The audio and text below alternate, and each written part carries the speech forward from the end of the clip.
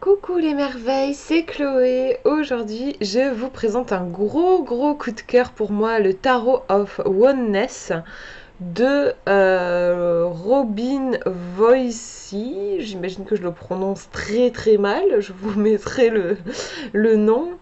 Alors c'est un tarot qui a 84 cartes, donc vous avez des cartes bonus par rapport à un tarot normal. Il est en anglais, mais l'anglais est vraiment facile, je trouve, si vous avez quelques bases en anglais. Sinon, de toute façon, vous pouvez toujours vous aider d'un traducteur. Alors, au niveau du prix, je vous le dis parce que sinon je vais oublier. Je sais plus, il est à 60, un truc comme ça. Alors, moi, je l'ai eu sur le Salon des Arcanes, le site du Salon des Arcanes à 67 €. Mais j'ai vu que là, actuellement, il était en rupture de stock au moment où je vous fais la vidéo. Après, si vous intéresse, vous pouvez, vous allez sur le site, vous laissez votre mail, et puis comme ça, vous recevez une notification quand il est à nouveau disponible. Sinon, j'ai vu qu'il était disponible sur Etsy au prix de 61,26 €, mais je pense qu'il va falloir rajouter des frais de port. Je suis en train de regarder là. Ouais, bon, il y a quand même, enfin, 14, là je vois 14 et 89 centimes, 14 € et 89 centimes. Donc on va dire 15 € de frais de port, donc ça revient quand même assez cher. Moi je vous conseillerais d'attendre qu'il soit de nouveau disponible sur le salon des arcanes. Voilà, vous laissez votre mail et... Donc le tarot de l'unité, donc en français la traduction c'est ça. Alors attendez, je vais vous faire justement la traduction du résumé. Alors, on nous dit: nous canalisons tous l'énergie du fou lorsque nous nous lançons dans une nouvelle aventure avec innocence et excitation. Nous vivons tous la mort et la renaissance, la justice, le jugement et les appâts des vices malsains.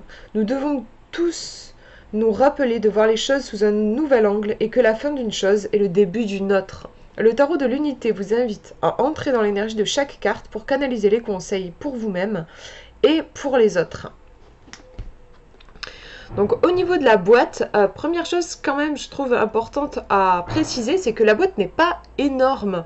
Vous voyez par rapport à ma main, la paume de ma main, voilà, on n'est pas sur un coffret énorme. C'est un plus pour moi parce que du coup ça rend ce tarot facile à emporter avec soi.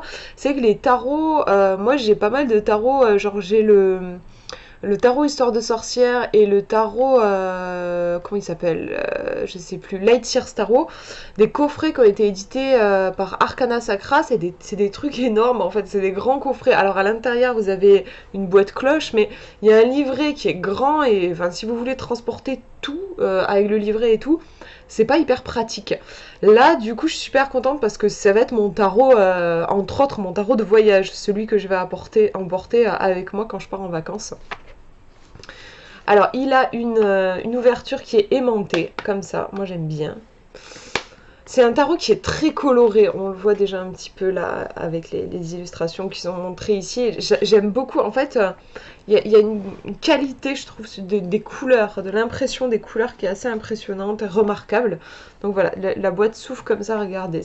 J'adore. Moi, je l'adore, ce jeu. Donc, vous avez le livret, qui est super bien fait et qui participe au fait que pour moi c'est un coup de cœur. Il est vachement épais. Il fait presque 200 pages, hein, 188 pages. Bon, après il est petit, hein, c'est un petit livret. Je veux dire en taille. Et ensuite on a les cartes avec un ruban là qui permet bien de les retirer sans les abîmer. Ça c'est chouette. Et puis voilà, c'est trop mignon, un petit lapin, on a envie de lui caresser le ventre. Voilà, mais je sais pas si, ouais, si ça va, j'ai une bonne lumière aujourd'hui. J'allais dire, je sais pas si ça rend bien l'intensité des couleurs, c'est vraiment beau, je trouve. Donc on va regarder le livret, un beau livret qui est en couleur. Alors, on a une petite introduction, on vous parle de la Merkaba qui est présente, voilà, on l'a sur le coffret ici. Ensuite, on vous explique un petit peu la structure de ce jeu. Alors, on vous dit qu'il y a des cartes qui ont été renommées. notamment la carte du pendu qui a été renommée, qui s'appelle Perspective dans ce jeu-là, la carte de la mort qui s'appelle ici, et je trouve ça intéressant, Mort Renaissance. Donc ça fait moins peur que juste le mot mort, et puis c'est plus proche en effet de la signification, enfin la carte de la mort ne va pas sans la renaissance, donc je trouve ça intéressant que là on est carrément cette dualité même dans le titre, et le jugement, la carte du jugement ici s'appelle l'éveil.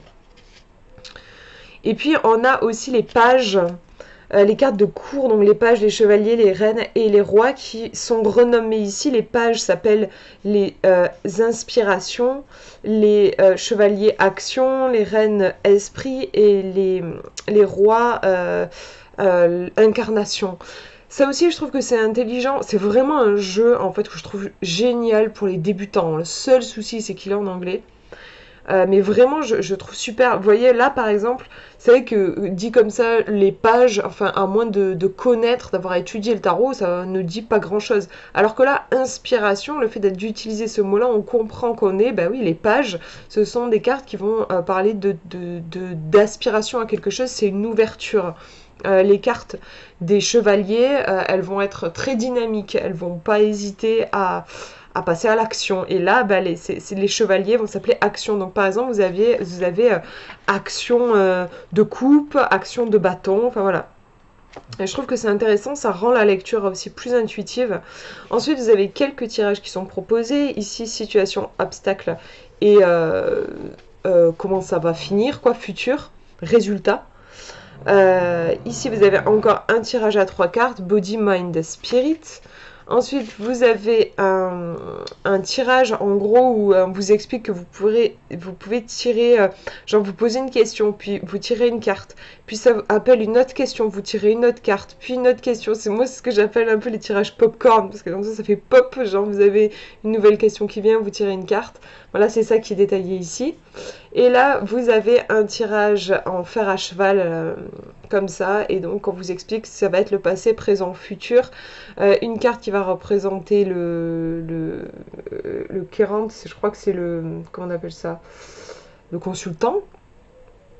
Autre information pour la carte numéro 5, pour le 6, le challenge, et pour le numéro 7, le résultat.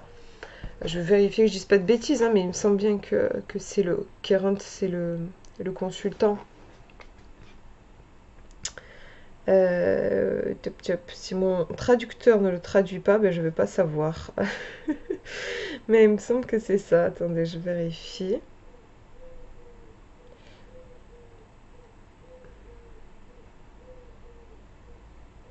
Ouais, je pense que c'est ça. Enfin, c'est mal traduit, ils disent rechercher, mais je pense que c'est celui qui recherche.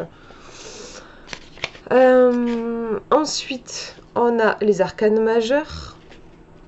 Quelques notes sur les arcanes majeures. Et puis vous avez l'explication de la carte, donc en couleur, vous avez la représentation de la carte ici, vous avez des mots-clés qui sont très bien choisis, je trouve. Des fois je suis moyennement en phase avec les mots qui sont choisis pour certains tarots, là vraiment, pour moi ils résonnent vachement bien.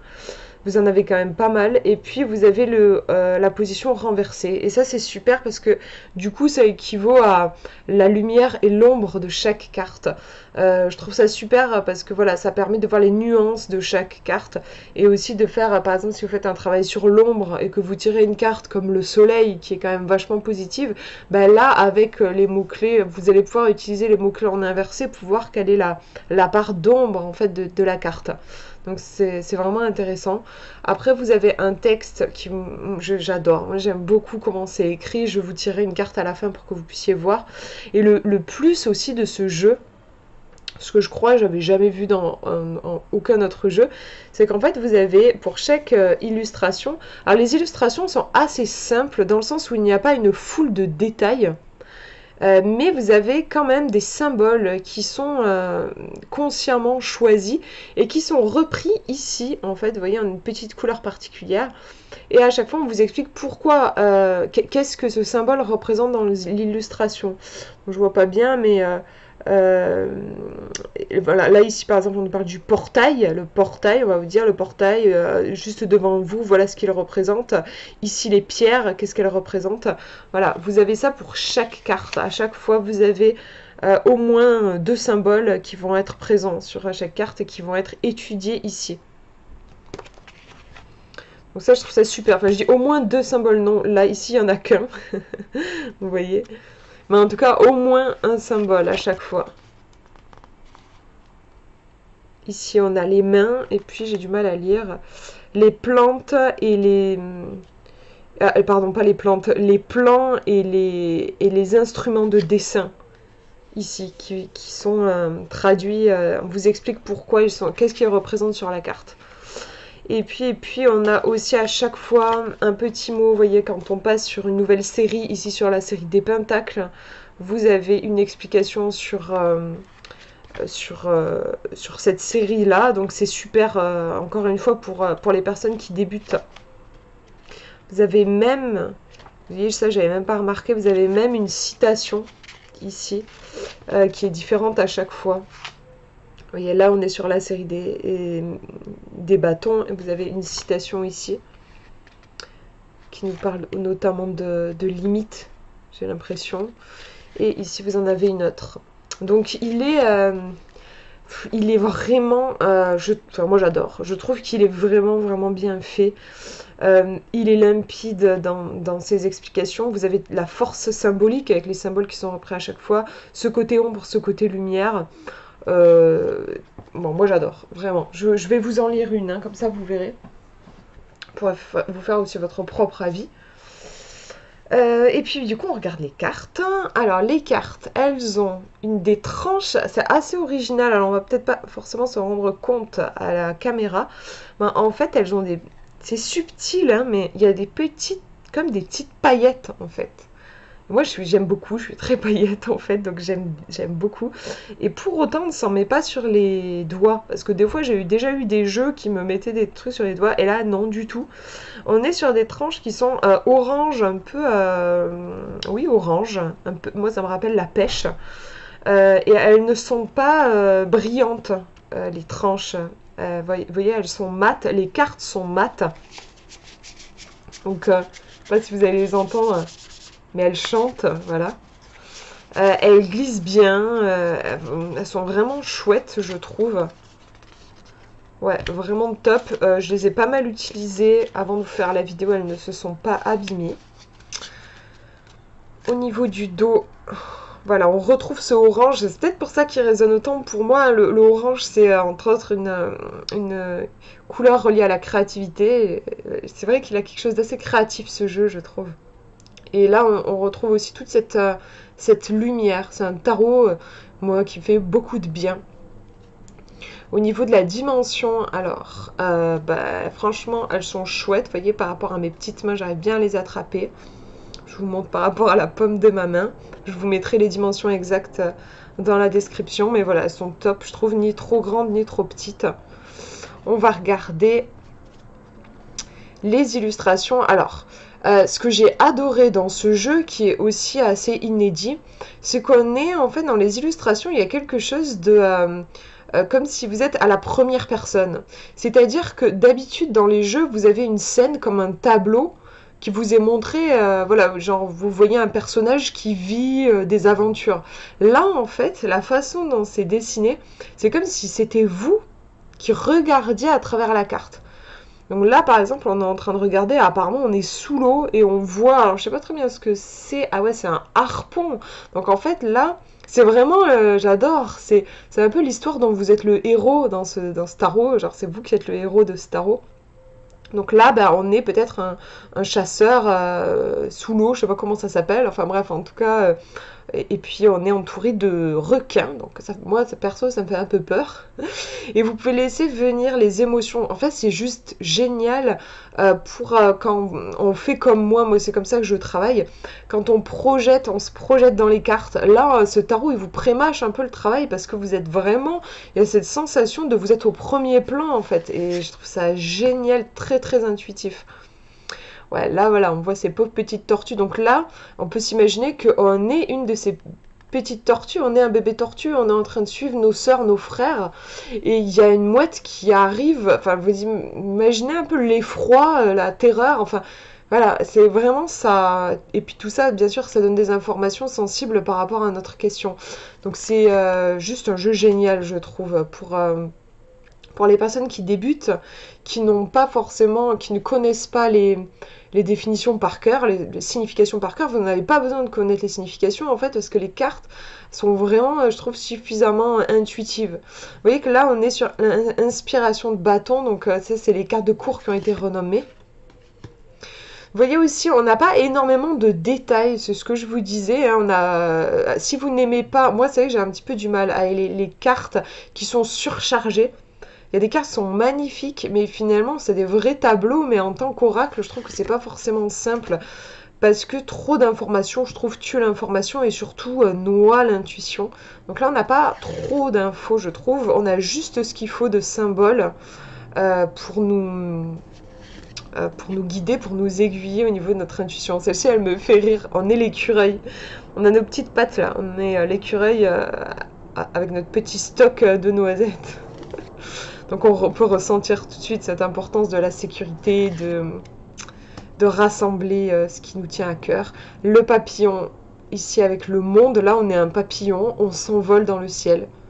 Vraiment j'adore, en fait chaque carte, donc vous avez 84 cartes, c'est 84 histoires, c'est 84 vies que vous pouvez incarner. Enfin, je sais pas, j'adore. Vous pouvez vibrer, sentir les émotions. Là celle-ci, elle est hyper forte aussi. Ouais, je ne poserai pas de mots dessus, mais je trouve elle est puissante. On a pas mal de paysages de nature aussi. Moi, je trouve que c'est un jeu qui fait du bien, même s'il a des cartes qui font mal aussi, hein, qui sont douloureuses. On reste sur un tarot, voilà, comme celle-ci par exemple. Là, on est clairement, on vient de se réveiller. Enfin, là, moi, j'ai l'impression que je viens de me réveiller en pleine nuit. Gros cauchemar est tellement fort que l'image persiste. Même en ayant ouvert les yeux, je vois encore les images dans ma chambre, quoi.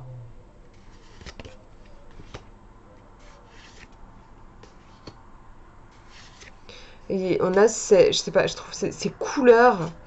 Je sais pas si, j'espère qu'elle ressortent assez bien à la caméra. C'est vraiment un très beau jeu, je trouve, qui plaira aux gens qui aiment les couleurs, qui sont sensibles à l'énergie des couleurs.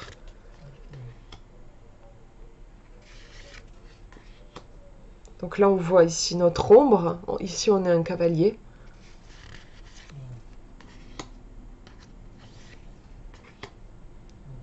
Là, on est à l'abri chez nous, mais apparemment, il pleut dehors. Là, on dirait qu'on est sur notre bureau en train de faire du scrapbooking. Là, on est en vacances, tranquille, les pieds en éventail dans notre hamac.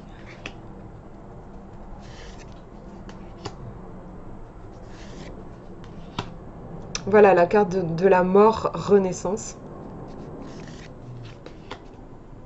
La tempérance, avec la plume.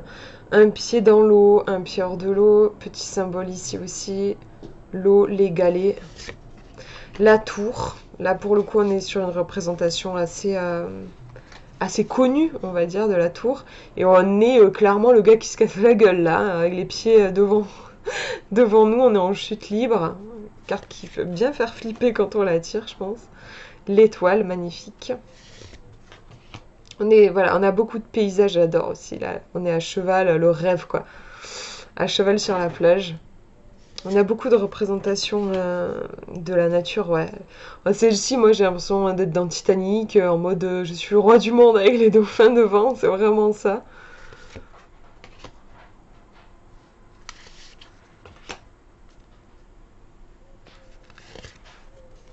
L'ermite. Le fou. Donc là, on est le fou. Vous voyez la différence par rapport à... Je trouve que c'est puissant, en fait. Par rapport à un tarot qui va vous montrer le personnage du fou au bord de la falaise. Bah, là, on a le point de vue du fou, en fait. On voit ce qu'il voit. Et donc, on ressent ce qu'il ressent.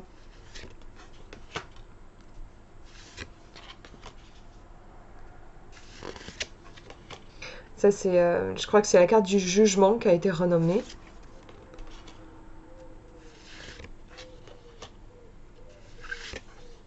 C'est vraiment le tarot dont j'ai toujours rêvé, je crois, vraiment. Celle-ci, c'est une carte qui a été rajoutée.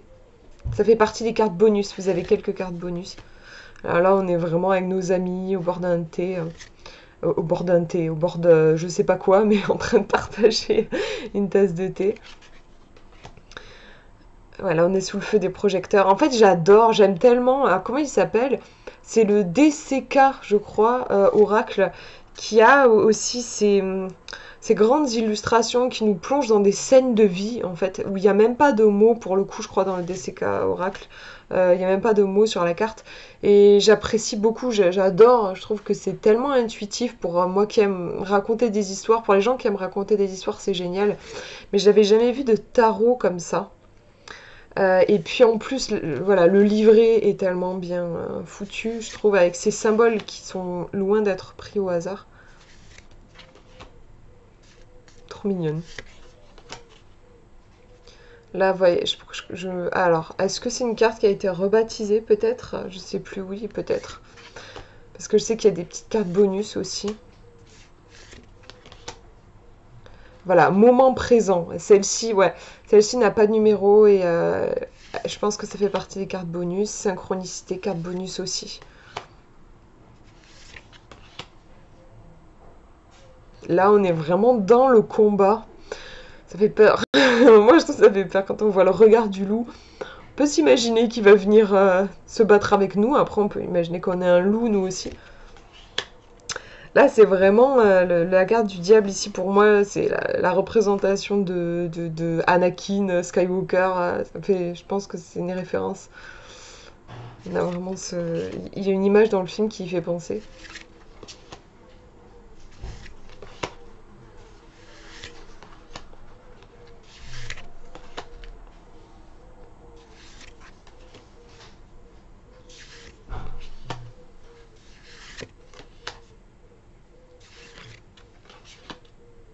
J'adore les cartes de coupe, toujours dans tous les tarots. J'adore.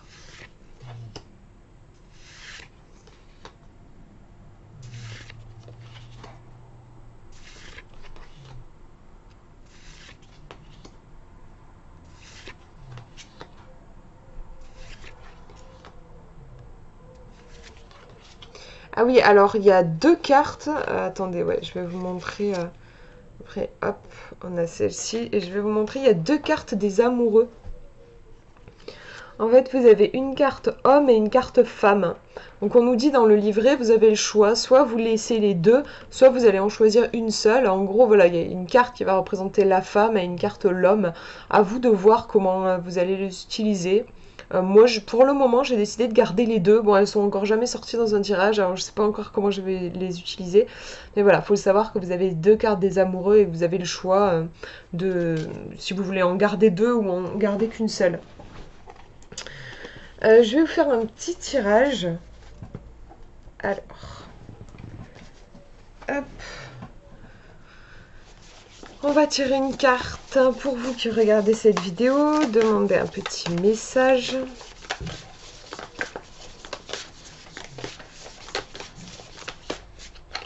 Un petit message.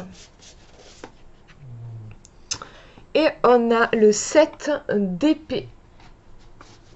Hop. Avec clairement, alors je sais pas comment vous la ressentez, mais moi je trouve qu'il y a quelque chose qui m'effraie un petit peu. Alors je connais pas, c'est pas une carte que je connais, je sais pas comment elle est décrite, mais je trouve qu'il y a quelque chose de sombre et quelque chose de l'ordre du prédateur en fait. On va regarder. Moi j'ai l'impression qu'il y a comme une mise en garde. On va regarder dans le livret. On est sur les épées. Les épées, et on est sur le 7. Alors, qu'est-ce qu'on nous dit? Puis si on rentre dans la carte, on peut imaginer du coup qu'on est un aventurier, et puis que là on tombe sur cette bête-là, ça fait un peu peur quand même. On nous dit, Ruse, vol, tromperie, trahison, supercherie, comportement stratégique, mensonge, raccourci, fuite de la responsabilité ou de l'engagement. Donc là, c'est pour les mots-clés dans la position à l'endroit. À l'envers, être secret, syndrome de l'imposteur, se tromper, se sentir comme un imposteur, se faire prendre, être déjoué. Allez, je vous fais la traduction de la carte. Hop. Allez, je vous montre la carte comme ça, vous pouvez vous plonger un peu dedans. Cela semblait être une si belle nuit pour une promenade. C'était avant que vous n'entendiez les bruissements mystérieux de quelque chose qui se cache dans l'ombre. Au fur et à mesure que vos yeux s'habituent à observer et que les choses se précisent, vous réalisez que vous cherchez le danger droit dans les yeux. C'est une surprise pour vous, mais ne vous y trompez pas, le danger vous a vu venir. Le 7 d'épée attire votre attention sur un type de trahison qui se passe autour de vous. Est-ce que quelqu'un essaie de s'en tirer avec quelque chose, de vous voler ou de vous tromper d'une manière ou d'une autre? Ou est-ce vous qui trompez? Soyez conscient de vos intentions. S'il ne se concentre pas sur le plus grand bien, si vos intentions ne se concentrent pas sur le plus grand bien, il y a de fortes chances que vous ayez la honte ou l'embarras d'être pris en flagrant délit. Résistez également à la tentation de fuir et de vous cacher de vos ennuis. Vous ne pouvez vraiment pas vous tromper si vous faites confiance à votre instinct naturel. Si votre instinct vous dit que quelque chose ne va pas, faites attention. Ensuite, on a du coup la signification des symboles. On nous parle du léopard.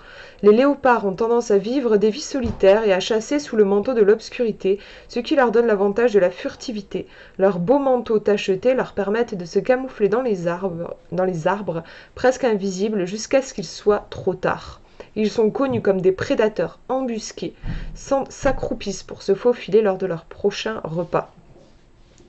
Les léopards ont également des sens incroyables avec une vue phénoménale et la capacité d'entendre 2 fois mieux que les humains. Raison de plus pour aiguiser vos sens, pour éviter ruse ou déception. Ouais, je trouve que c'est vraiment voilà, très clair. Hein. J'adore la façon dont c'est expliqué. À la fois, c'est cette histoire un petit peu qu'on vous raconte et puis ensuite la précision sur le ou les symboles présents sur la carte. Et puis je vous disais, rien qu'en regardant l'illustration, je me dis, oula, il y a quelque chose qui est un peu inquiétant. Donc ouais, là le message de cette carte c'est de faire attention, c'est clairement un warning quand elle sort dans un tirage, il y a quelque chose qui n'est pas clair. C'est une carte qui encourage vraiment à faire attention, à écouter son instinct. Si on ne sent pas quelque chose, là clairement si le 7 d'épée sort, bah, c'est que on a des raisons de se méfier, il y a quelque chose qui n'est pas net quoi. Donc par exemple c'est... Si on vous fait une proposition et que vous n'êtes pas trop sûr, si vous tirez le 7 d'épée, c'est pas bon signe, quoi. En gros, c'est ça. Il y a quelque chose qui n'est pas, qui ne montre pas son vrai visage. Après, moi, en général, quand je sors cette carte-là, j'aime bien en tirer d'autres pour essayer de voir, bah, du coup, qu'est-ce qui est caché. Et quel est le meilleur comportement à adopter? En général, c'est plutôt de se sortir de là, je dirais. Quand le 7 d'épée apparaît, il vaut mieux se sortir de la situation, ne pas s'y éterniser. Donc voilà pour cette présentation, j'espère que ça vous aura parlé, c'est vraiment un tarot que j'adore et du coup bah, je ferai des tirages je pense régulièrement sur la chaîne, vous le reverrez. Voilà, bah, je vous fais de gros bisous, prenez bien soin de vous.